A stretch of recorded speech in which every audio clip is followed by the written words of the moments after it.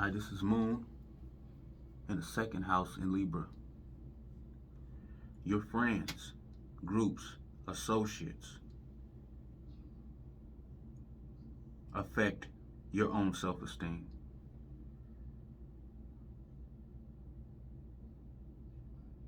Maybe not literally, right? Okay, they'll put you down and things like that. That's not what I'm saying here. I'm saying whatever happens, whatever the interaction is, it reveals to you how you feel about yourself. See here, the moon, 11th house is similar interests.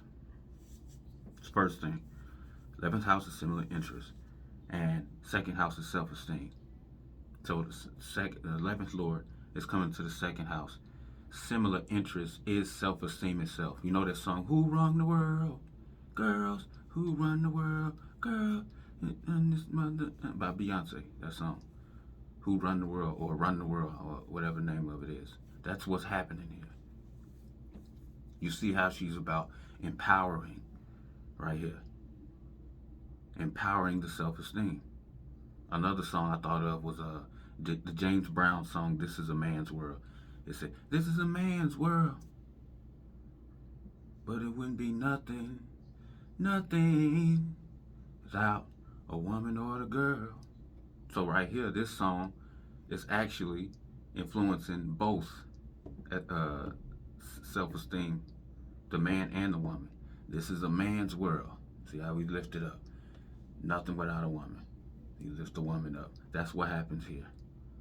That's what happens with this placement. But instead of a song, it's your friends, it's the groups you belong to that have this common similar interest of building up the self-esteem. It's all about self-esteem. That's the interest. 11th house. Similar interest. Alright? A long-term goal is to survive here. 11th house is long-term goal. It's coming into the second house of survival. Survival on this physical plane. And the Libra's here. You use this accommodating nature to survive. Everything related to Libra is what you use to survive here. Relationships is a big one.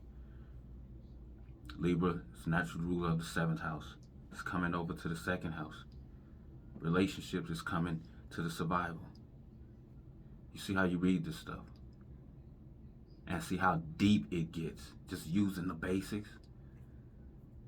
So these people feel like when their relationships aren't going well, even though the moon is not in the 7th house, here in Libra, it has that background right there.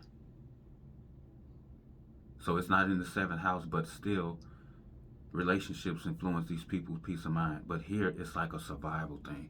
When they lose a relationship, or when a relationship is not going well, these people feel like, what the fuck am I going to do now?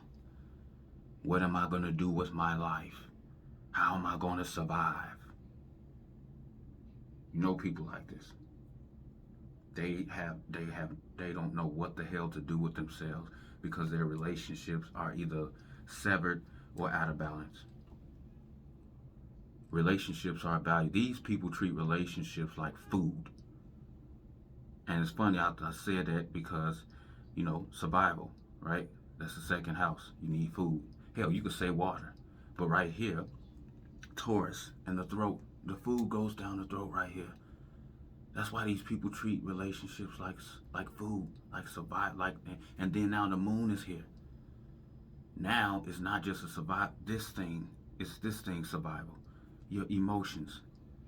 So they depend on relationships for their survival. So mentally, emotionally, if your relationships are out of balance, then your emotions is like exhausted.